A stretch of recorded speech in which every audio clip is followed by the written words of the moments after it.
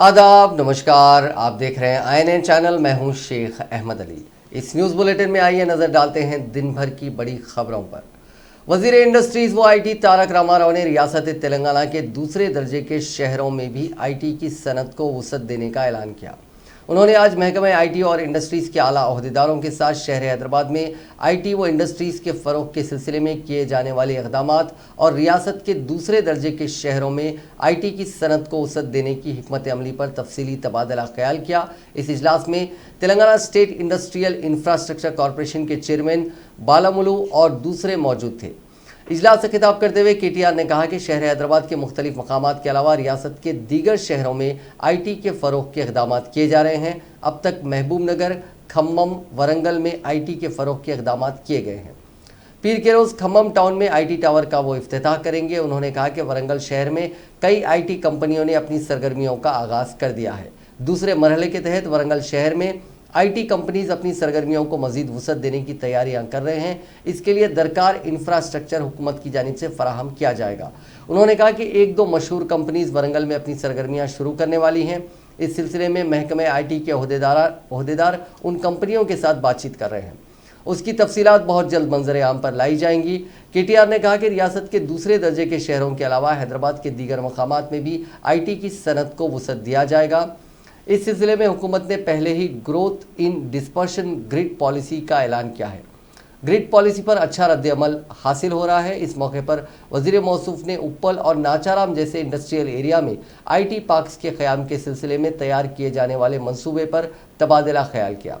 वज़ीर इंडस्ट्रीज़ ने इजलास के दौरान ही हुकूमत के चीफ सेक्रेटरी सोमेश कुमार से फ़ोन पर रब्त पैदा करते हुए ख्वाहिश की कि जिन कंपनियों ने रियासत में IT पार्क्स कायम करने का इरादा ज़ाहिर किया, उन कंपनियों को हुकूमत की जानिब से तमाम मराहत और सहूलतें फराहम की जाएँ। इसके अलावा कोमपली इलाके में IT पार्क के क़याम के लिए हुसूल अराज़ी के अमल को जल्द से जल्द मुकम्मल करने की तेलंगाना इंडस्ट्रियल इंफ्रास्ट्रक्चर कॉरपोरेशन के मैनेजिंग डायरेक्टर नरसिम्हा रेड्डी को हिदायत दी। इस मौके पर नरसिम्हा रेड्डी ने वज़ीर मौसूफ को बताया कि महकमा रेवेन्यू के अलावा HMDA के ताउन से कोमपली में IT पार्क के क़याम के लिए अराज़ी की निशानदही की गई है और इस अराज़ी को जल्द से जल्द हासिल करते हुए IT पार्क का संग बुनियाद रखा जाएगा। वज़ीर इंडस्ट्रीज़ ने कहा कि महबूब नगर ज़िले के देवटीपल्ली में भी कई कंपनी सरमायाकारी के लिए आगे आ रहे हैं। उसकी तफसीलात भी बहुत जल्द पेश करेंगे। इजलास में शरीक इंडस्ट्रीज़ के कमिश्नर मनिक राज ने बताया कि महकमा इंडस्ट्रीज़ की जानिब से अब तक ईज़ ऑफ डूइंग बिजनेस में पहला रैंक हासिल करने के लिए हर मुमकिना इक़दामात किए जा रहे हैं।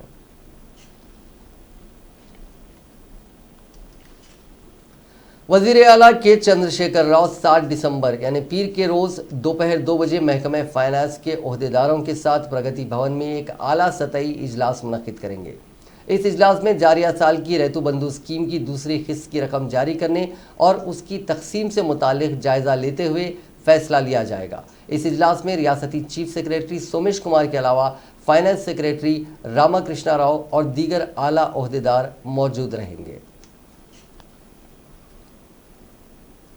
GHMC की रायदही में बैलेट पेपर पर स्वास्तिक के अलावा दूसरे मार्क्स के निशान से मुतालिक सिंगल जज के जारी करदा अहकामात के खिलाफ सिक्योरिटीज़ एंड एक्सचेंज कमीशन ने हाई कोर्ट में अपील की है, जिस पर कार्रवाई करते हुए चीफ जस्टिस ने वाजे किया है कि सिंगल जज के ऊपरी अहकामात में मुदाखलत नहीं की जा सकती।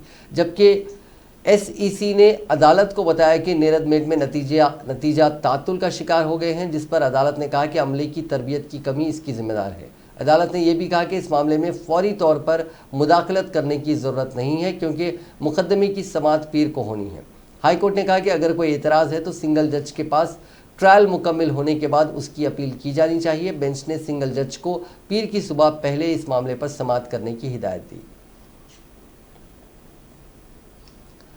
सदर मजलिस इत्तेहादुल मुस्लिमीन व रुकन पार्लियामेंट हैदराबाद बैरिस्टर असदुद्दीन अवैसी ने वाज़े किया है कि मजलिस फ़िरक़ा परस्तों के खिलाफ एक किले की तरह मजबूती के साथ मुकाबला करती रहेगी।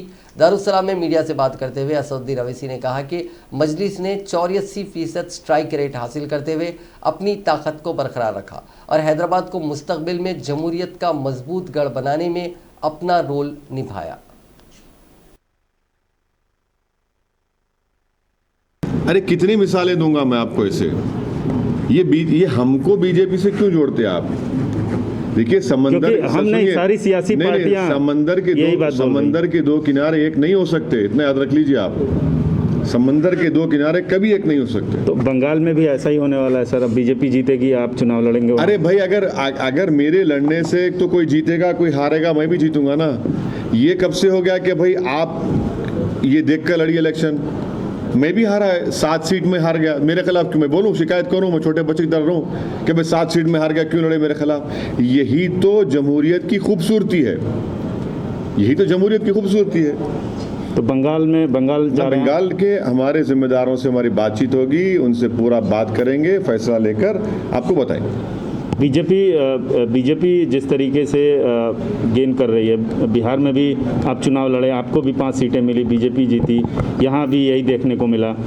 तो बंगाल में आप जैसे बोलते हैं, हर बार आप ये बोलते हैं कि वक्तिया फायदा है, वक्तिया जीत है। एक बात सुनिए, बिहार बंगाल में पार्लिमानी चुनाव हुए, 18 बीजेपी जीती, हम तो एक भी नहीं लड़े। क्या बोलेंगे आप? टीएमसी के नेता छोड़ के बीजेपी भाग रहे, हमसे पूछ के जा रहे हैं क्या वो? अरे हर चीज में हमको लाके आप लोग खड़ा कर देते सामने। अरे हमारे कंधे पे रखकर बीजेपी का बाजा मत बजाइए, हमारे कंधे पे रखकर बीजेपी का प्रोपेगेंडा मत करिए। और बीजेपी अगर जीत रही है तो क्यों जीत रही है भी तो देखिए। भाई आप तो मुसलमानों का सेक्युलर वोट ले रहे हैं, मगर आपका वोटर कहाँ भाग रहा है वो भी तो सोचिए। आप वो क्यों नहीं सोचते? जिस दिन ये तमाम जो अपने आप को सेकुलर कहते हैं वो इस चीज़ को सोचेंगे, समझेंगे, प्लान आउट करेंगे, तभी जाकर बीजेपी से मुकाबला कर पाएंगे। अगर ये दिन रात 24 घंटे से असदुद्दीन ओवैसी या रामायण करते रहेंगे तो कोई फर्क पड़ने वाला नहीं है। करते रहिए, आप हमारा नाम लेते रहिए, हम और आगे बढ़ते जाएंगे। यानी बीजेपी भी आगे बढ़ती जाएगी। अब बीजेपी आगे बढ़ रही है तो इनकी वजह से बढ़ रही है। बिहार में इतना एंटी इनकम्बेंसी था जेडीयू के खिलाफ, और अब वहाँ नहीं जीतते आप, तो इसका जिम्मेदार किसको देंगे आप? अरे भाई आप नहीं जीत पा रहे तो हमको आप इनकी वजह से हो, तो ठीक है बोलिए, कोई बात नहीं। सर हैदराबाद की जनता कब तक उम्मीद करे अपने नए मेयर? अभी तो ये तो प्रोसेस उसका है, उसका एक स्टैट्यूट है, एक्ट है, उसके मुताबिक वो जब एक्ट आएगा, लॉ आएगा तो फैसला होगा। अगर मेयर एमआईएम के हिस्से में आता है, कोई फैसला नहीं हुआ है हमारी पार्टी में। जब बातचीत होगी, फैसला होगा, जब वक्त आएगा तब आपको बताएंगे। बीजेपी के कौमी सदर जेपी नड्डा ने कहा है कि जीएचएमसी इंतखाबात के नतायज खानदानी और रिश्वतखोरी की सियासत को मुस्तरद करने का इजहार करते हैं। उन्होंने ट्विटर पर अपने ट्वीट में कहा कि जीएचएमसी के नतायज खानदानी, रिश्वतखोरी और खुशामद की सियासत को मुस्तरद करते हैं। मैं रियासती सदर बंडी संजय और सख्त मेहनत करने वाले बीजेपी के कारकुनों को इस कामयाबी के लिए जज्बे के साथ की गई मसाई पर मुबारकबाद पेश करता हूँ। यकीन और भरोसे के लिए मैं हैदराबाद के शहरियों का मशकूर भी हूँ। नड्डा ने कहा कि हैदराबाद के जीएचएमसी इंतखाबात में बीजेपी के लिए तारीखी नतायज हैं, जिन्होंने ये बता दिया कि मुल्क के अवाम सिर्फ और सिर्फ तरक्की के एजेंडे की ही हिमायत करते हैं। ये नतायज अवाम की वाज़े तौर पर वज़ीर आज़म नरेंद्र मोदी के तरक्की और हुक्मरानी के मॉडल की हिमायत का इजहार है। मरकजी ममलिकती वज़ीर दाखिला जी किशन रेड्डी ने कहा है कि जीएचएमसी के इंतखाबात में टीआरएस और मजलिस ने खुफिया तौर पर मुफाहमत की थी। मीडिया से बात करते हुए उन्होंने कहा कि जीएचएमसी के मेयर के इंतखाब के दौरान इन दोनों जमातों की खुफिया मुफाहमत का राज मंजर आम पर आने वाला है। उन्होंने कहा कि ग्रेटर हैदराबाद के इंतखाबात में राय दहिंदों ने किसी एक जमात को वाज़े अक्सरियत नहीं दी। उन्होंने तंजिया अंदाज में कहा कि बहुत जल्द चीफ मिनिस्टर चंद्रशेखर राव और मजलिस के सदर असदुद्दीन ओवैसी के साथ मिलकर बिरयानी खाने वाले हैं। किशन रेड्डी ने कहा कि हैदराबाद एक मिनी तेलंगाना है। यहाँ के अवाम ने बीजेपी को 48 हलकों में कामयाबी दिलाई, जिस पर वो अवाम का शुक्रिया अदा करते हैं। ये नतायज बरसर इख्तिदार जमात टीआरएस के मुंह पर तमाचा है। उन्होंने उम्मीद जाहिर की कि तेलंगाना में बीजेपी बहुत जल्द एक ताकतवर मौक़िफ़ इख्तियार करने वाली है और 2023 के इंतखाबात में बीजेपी का रियासत में इख्तिदार यकीनी है। बीजेपी की कामयाबी को असदुद्दीन ओवैसी या फिर चंद्रशेखर राव रोक नहीं सकते।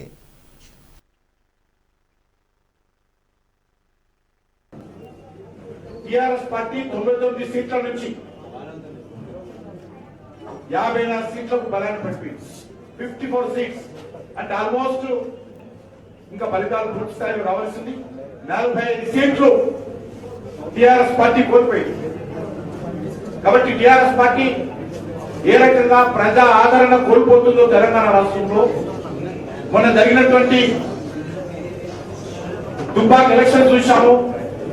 ఈ రోజు వచ్చినటువంటి జిహెచ్ఎంసీ ఫలితాలను చూస్తా ఉన్నాము. టిఆర్ఎస్ పార్టీ కోల్పోతా ఉంది బలాన్ని. భారతీయ జనతా పార్టీ తెలంగాణ రాష్ట్రంలో బలపడతా. सदर तेलंगाना बीजेपी बंडी संजय ने कहा है कि तेलंगाना में इख्तिदार हासिल करना ही उनकी पार्टी का असल मकसद है। मीडिया से बात करते हुए उन्होंने कहा कि अगर इंतखाबात जल्द मुनक्किद नहीं किए जाते तो बीजेपी जीएचएमसी में 100 से ज़्यादा सीटों पर कामयाबी हासिल करती।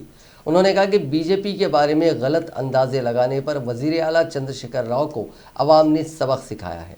अगर वज़ीर आला अपने रवैये में तब्दीली नहीं लाएंगे तो अवामी तहरीक शुरू की जाएगी। संजय ने कहा कि जब मरकज़ ने भूपेंद्र यादव को इंचार्ज मुकर्रर किया तो रियासती कायदीन को कामयाब होने का यकीन हो गया था। बंडी संजय ने कहा कि इलेक्शन कमीशन और डीजीपी ने टीआरएस की कामयाबी के लिए काम किया था। उन्होंने कहा कि बीजेपी टीआरएस पार्टी के वुज़रा की बदनुवानियों का कच्चा चिट्ठा खोलकर आवाम के सामने रखेगी। उन्होंने वाज़ेह किया कि कांग्रेस के सीनियर लीडर जाना रेड्डी के बीजेपी में शमूलियत के बारे में उनको कोई फ़ोन कॉल नहीं आया है, लेकिन पीर के रोज़ कांग्रेस की लीडर विजय शांति दिल्ली क़यादत की मौजूदगी में बीजेपी में शामिल होंगी। उन्होंने कहा कि वो बहुत जल्द कामयाब उम्मीदवारों के साथ चार मीनार के भाग्य लक्ष्मी मंदिर के दर्शन करेंगे।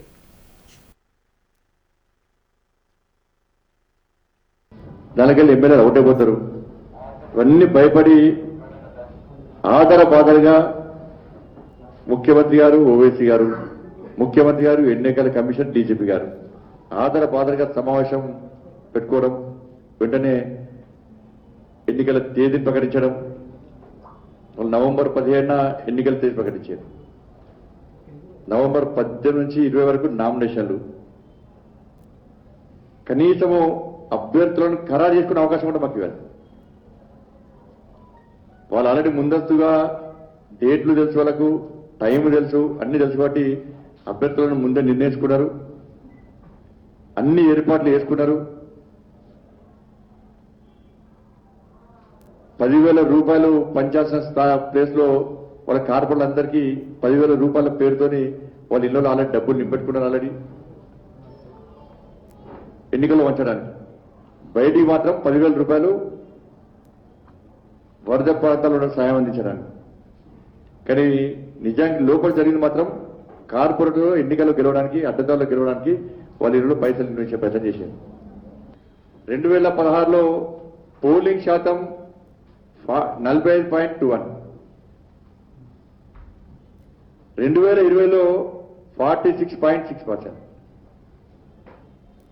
కోవిడ్, శాంతి భద్రత సమస్య అంటూ మత విద్వేషాలు రగిలిస్తున్నారని చెప్పారు సాక్షాత్తు రాష్ట్ర कांग्रेस के सीनियर कायद व साबिक सीएलपी लीडर के जाना रेड्डी के बीजेपी में शामिल होने की इत्तलात गश्त कर रही हैं। इस दौरान उनके फर्जंद रघुवीरा रेड्डी ने भी इन इत्तलात की तौसीक की है।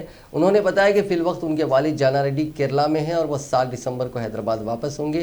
उनकी वापसी के बाद ही इस सिलसिले में क़तई फैसला लिया जाएगा।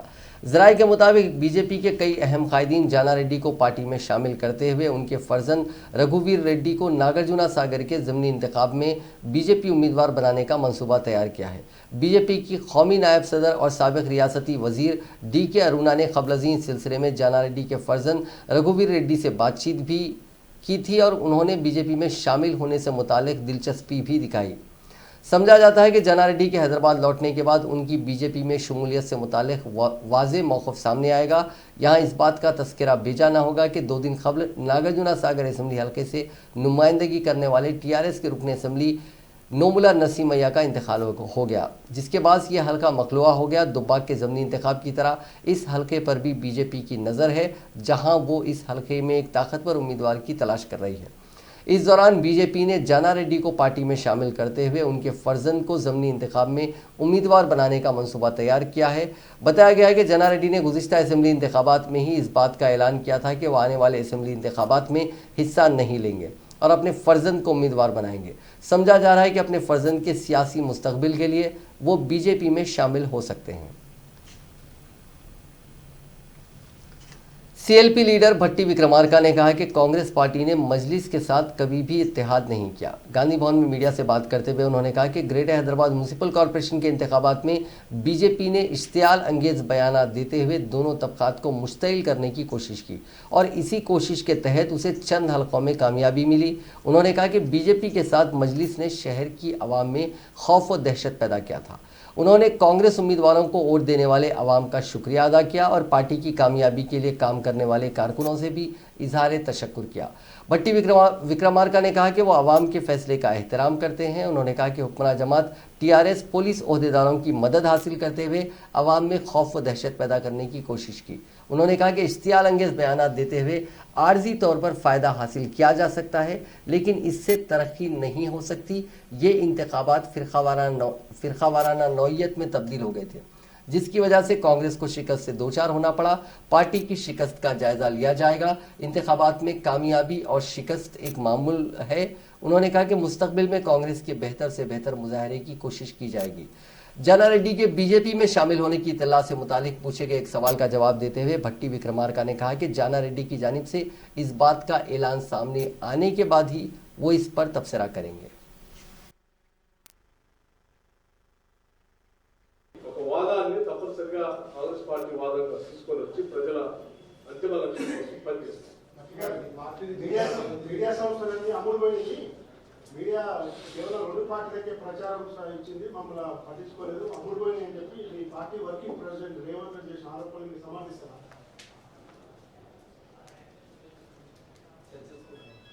దీనికి సంబంధించి ఇటువంటి అంశాలన్నింటిపైన కూడా నేను ఇప్పుడే చెప్పాను, మా సీనియర్ నాయకత్వాలు పార్టీ నాయకత్వంతో కూర్చొని బ్రెయిన్ స్టార్మ్ జరుగుతుంది. వాటిల్లో అనేక అంశాలు చర్చకు వస్తాయి. చర్చల మీదట వచ్చినటువంటి సారాంశాన్ని మీకు తెలియజేస్తాను. कांग्रेस के रुकने काउंसिल टी जीवन रेड्डी ने कहा है कि जीएचएमसी नतायज के बाद टीआरएस को अपनी आंखें खोल लेनी चाहिए। मीडिया से बात करते हुए उन्होंने कहा कि गैर मौसमी बारिश की वजह से 100 मीट्रिक टन धान के बजाय सिर्फ 50 टन धान की उम्मीद है। उन्होंने कहा कि मरकज़ी हुकूमत ने जो अक़ल तरीन कीमत तय की है उसमें बोनस के तौर पर रकम में इजाफा किया जा सकता है। इस पर मरकज़ी हुकूमत को इतराज़ नहीं है। उन्होंने कहा कि ज़रई ओहदेदारों की लापरवाही की वजह से धान की खरीदी में नाकामी हो रही है। महाराष्ट्र हुकूमत किसानों की फसलें ख़राब होने पर फ़ी एकड़ 10,000 रुपये की इमदाद दे रही है। जीवन रेड्डी ने कहा कि धरानी पोर्टल में काफ़ी मसाइल हैं, कलेक्टर से रिपोर्ट तलब करते हुए इसकी यकसुई की जाए। उन्होंने कहा कि धरानी पोर्टल पर अदालत ने हुक्म इल्तवा जारी किया, फिर हुकूमत ने रजिस्ट्रेशन क्यों रोक दिया है और उसकी वजाहत तक नहीं की। उन्होंने कहा कि तामीराती शोबा बिल्कुल ठप हो चुका है। उन्होंने कहा कि तहसीलदार रजिस्ट्रेशन के अलावा कोई दूसरा काम नहीं कर रहे हैं। अगर केसीआर अपने रवैये में तब्दीली नहीं लाएंगे तो मुस्तकबिल में उन्हें मजीद नुकसान होगा। सीनियर कांग्रेस कायद मर्री शशिधर रेड्डी ने जीएचएमसी इंतखाबात में कांग्रेस की नाकामी पर तबसरा करते हुए कहा कि पार्टी से कुछ गलतियां सरजद हुई हैं। मुस्तकबिल में उसके अजाले के लिए कांग्रेस पार्टी कोशिश करेगी। गांधी भवन में मीडिया से बात करते हुए शशिधर रेड्डी ने कहा कि कांग्रेस पार्टी मजहबी मुनाफरत से नफरत करती है और सेक्युलरिज्म पर ईखान रखती है। ये इसका असासा है और कांग्रेस कारकुन इसको महफूज और मुस्तहकम करेंगे।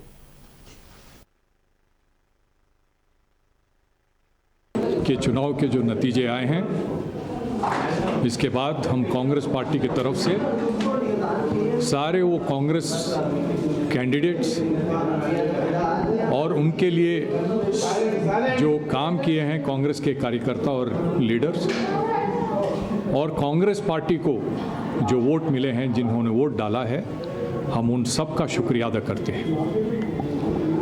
ये चुनाव जो लोगों के सिविक कम्युनिटीज़ जो मसले हैं, इन मुद्दों पर चुनाव नहीं हुआ है। ये मज़हब के नाम पर जो पोलराइजेशन करने की जो ताकतें हैं दोनों तरफ से, उन लोगों के जो तकरीरें रहीं, जो बातें रहीं,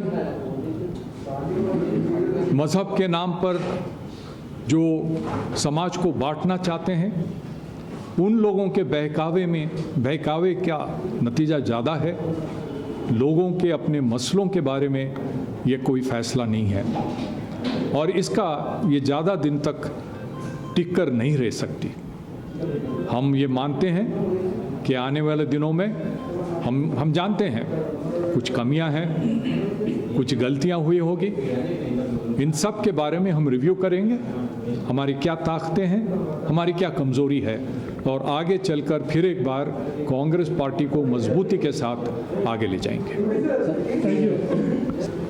अरे हम जब 294 MLAs वाले असेंबली में जब हम 26 लोग जीते थे, उस वक्त कहा कि कांग्रेस ख़त्म हो गई।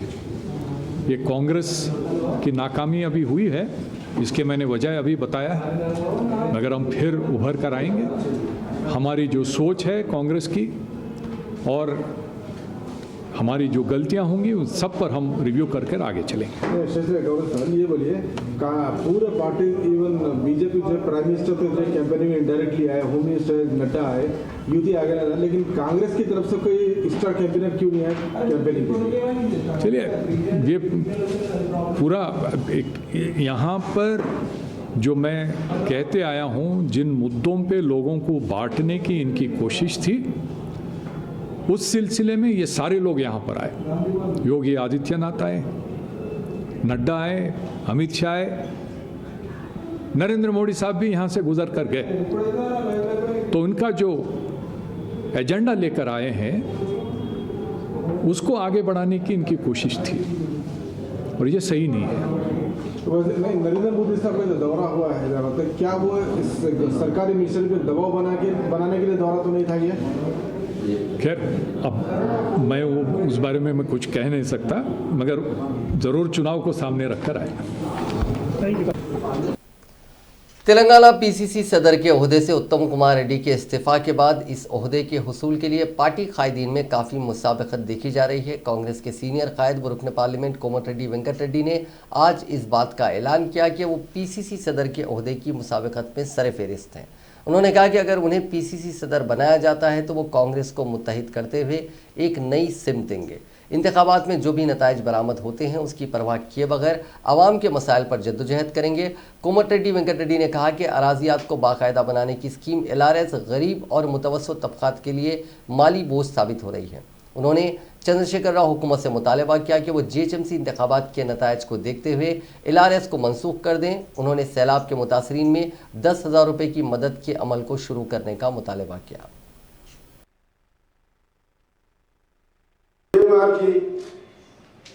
ప్రజల పక్షాన మరొకసారి డిమాండ్ చేస్తున్నా, ఇప్పటికే 2 సార్లు ఆర్గ్యుమెంట్స్ అయ్యి రేపు 9th రోజు మళ్ళా ఆర్గ్యుమెంట్స్ ఉన్నాయి LRS మీద 25 లక్షల మంది ఇప్పటికీ 1000 రూపాయల లెక్క 2,500 కోట్లు కట్టి దాని మీద ఏం చేయాలి, ఒకరు మళ్ళా లక్షల మందికి భారం పడుతుంది. దాని మీద హైకోర్టులో ఉన్నది. ముఖ్యమంత్రి గారిని మరొకసారి డిమాండ్ చేస్తున్నాం, మీ ద్వారా నీకు చెప్పిన ఎన్నికల్లో చెప్పిన బుద్ధి ఏ పార్టీ గెలిచిందే, ఏ విధంగా గెలిచింది వాళ్ళు చెప్పారు. మళ్ళా దాన్ని రిపీట్ చేయకుండా LRS వెంటనే ఉపసంహరించుకోవాలని ముఖ్యమంత్రి గారిని డిమాండ్ చేస్తున్నాం. రెండవది 7వ తారీఖు నుంచి ఎక్కడైనా వారం అది మొత్తం కూడా ప్రజల్ని మోసం చేసింది. ఆ రిజిస్ట్రేషన్ బంద్ చేయడం ఒక దుర్లభ చర్య. వీటన్నిటి మీద ముఖ్యమంత్రి గారు నిర్ణయం తీసుకోకపోతే ఆకస్మికంగా కాంగ్రెస్ పార్టీ పక్షాన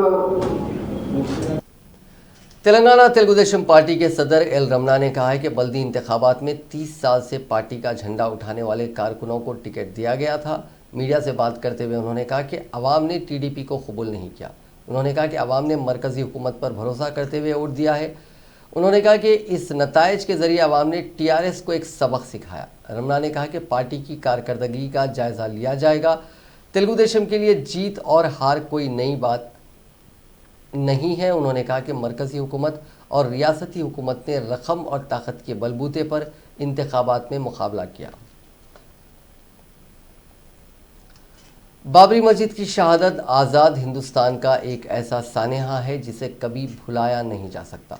यूनाइटेड मुस्लिम फोरम के जिम्मेदारों ने बाबरी मस्जिद की शहादत को मुल्क के सियाह दिन के तौर पर मनाने की अपील की है और कहा कि ये दिन इसलिए मनाएं, क्योंकि इस दिन न सिर्फ मस्जिद को शहीद किया गया बल्कि मुल्क के सेकुलर व जमहूरी ढांचे को मुनहदम किया गया। फोरम के जिम्मेदारों ने आमतुल मुस्लिमीन से कहा कि वो इस दिन खास दुआओं का एहतमाम करें, मसाजिद को आबाद रखें और नमाजों की पाबंदी करें, नई नस्ल को बाबरी मस्जिद की तारीख से वाकिफ करवाएं। मुल्क में मुसलमानों को महरूमी का शिकार बनाने की कोशिशें की जा रही हैं। इन हालात में दीगर पिछड़े तबकात को साथ लेकर जमहूरी दायरे में अपने हुकूक के तहफ़्फ़ुज़ के लिए जद्दोजहद जारी रखें। दुनिया भर में कोरोना वायरस से मुतासरीन की तादाद आज 6,63,78,521 हो गई है, जबकि इस मौजूदी वायरस से अब तक 15,27,348 लोगों की मौत हो गई है। हिंदुस्तान में कोविड-19 के मुतासरीन का आंकड़ा 96,08,211 हो गया, जबकि 1,39,700 अफराद हलाक हो चुके हैं। तेलंगाना में मुतासरीन की तादाद 2,72,719 हो गई है, जबकि 1,470 अफराद हलाक हो चुके हैं। तेलंगाना में पिछले 24 घंटों में 596 नए मामले सामने आए और 3 अफराद की मौत हुई। रियासत में फिलहाल 8,498 कोविड-19 मरीजों का इलाज चल रहा है। साबिक वजीर व टीआरएस लीडर के राम रेड्डी तवील अलालत के बाद हफ्ते को अपनी क़यामगाह में चल बसे। उनकी उम्र 83 बरस थी। वो उम्र से मुताल्लिक़ कई सेहत के मसाइल का शिकार थे। तेलंगाना के वज़ीर आला के चंद्रशेखर राव, स्पीकर पोचाराम श्रीनिवास रेड्डी और दीगर सियासी जमातों के कायदीन ने साबिक वज़ीर की मौत पर गहरे दुख का इजहार किया। अपने बयान में वज़ीर आला ने उनके साथ रफ़ाक़त का तस्करा किया और उनके गमज़दा अरकान ख़ानदान से ताज़ियत का इजहार किया। रेड्डी ने कांग्रेस पार्टी में अहम रोल अदा किया था। वो मुत्तहदा आंध्र प्रदेश के हल्के परगी से 3 मरतबा मुंतखब हुए थे। उन्होंने 1967 में आज़ाद उम्मीदवार और 1989 और 1972 में कांग्रेस उम्मीदवार के तौर पर कामयाबी हासिल की थी। वो 1980 में रुकने कानून साज काउंसिल बनाए गए थे। उन्होंने 1977 में जलगम वेंगल राव की काबीना में वजीर के तौर पर खिदमत अंजाम दी। साथ ही 1991 में एन जनार्दन रेड्डी और 1992 में कोटला विजय भास्कर रेड्डी की काबीना में भी वो वजीर बनाए गए थे। हैदराबाद के गांधी हॉस्पिटल की पीजी मेडिकल की तालिबा ने मलकाजगिरी इलाके में वाक़े अपने मकान के कमरे में फांसी ले ली। तालिबा, जिसकी शिनाख्त झांसी के तौर पर की गई है, मलकाजगिरी के प्रशांत नगर में मुकीम थी। इतला मिलते ही पुलिस वहां पहुंची, जिसने लाश को पंचनामे के बाद पोस्टमार्टम के लिए मुर्दा खाने में महफूज कर दिया। पुलिस इस इंतहाई इक़दाम की वजह मालूम करने की कोशिश कर रही है। पुलिस ने इस सिलसिले में एक मामला दर्ज कर लिया है। आंध्र प्रदेश के विशाखापट्टनम में पेश आए सड़क हादसे में 20 मुसाफिरीन जख्मी हो गए। यह हादसा जिले के मधुरवाड़ा के कार शेड जंक्शन के करीब उस वक्त पेश आया जब प्राइवेट ट्रैवल्स की बस लारी से टकरा गई, जिसके नतीजे में यह बस उलट गई। इस हादसे में बस के 20 मुसाफिरीन जख्मी हो गए, जिनको इलाज के लिए हॉस्पिटल मुंतकिल किया गया। ये बस श्रीकाकुलम से विशाखापट्टनम जा रही थी कि हादसा पेश आया। इतला मिलते ही पुलिस वहां पहुंची, जिसने इस सिलसिले में एक मामला दर्ज करके जाँच शुरू कर दी है। तेलंगाना के ज़िले कामारेड्डी में आवारा कुत्तों के हमले में 200 बकरे हलाक हो गए। ये वाक़या उस वक्त पेश आया जब ज़िले के माचारेड्डी मंडल के बंडारा महेश्वरी पल्ली देहात में आवारा कुत्तों की बड़ी तादाद ने उन बकरों के मंदे पर हमला कर दिया। इन बकरों की मालियत 8 लाख रुपए बताई जाती है। इस इलाके के रहने वालों ने इंतज़ामिया से अपील की है कि उन बकरों को कुत्तों से महफूज रखने के इक़दाम करें। जिले नलगुंडा के मिरियालगुड़ा में महकमे तालीम के साइट इंजीनियर स्वामी नायक को महकमे रिश्वत सतानी यानी एंटी करप्शन ब्यूरो के अहदेदारों ने एक गुत्तेदार से 80,000 रुपये रिश्वत लेते हुए रंगे हाथों गिरफ्तार कर लिया। आश्रम स्कूल में वाटर पंप की तामीर के लिए गुत्तेदार से 80,000 रुपये रिश्वत लेते हुए एसीबी के अहदेदारों ने तेलंगाना महकमे तालीम इंफ्रास्ट्रक्चर डेवलपमेंट कॉरपोरेशन के साइट इंजीनियर एस स्वामी नायक को रंगे हाथों गिरफ्तार किया।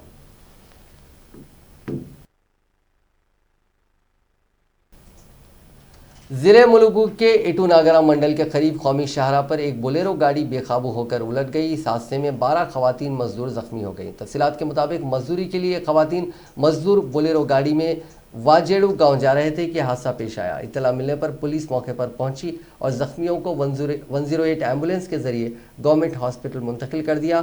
पुलिस ने इस सिलसिले में एक मुकदमा दर्ज करके तफ्तीश का आगाज कर दिया। नाजरीन, इस न्यूज़ बुलेटिन में बस इतना ही। देखते रहिए INN चैनल।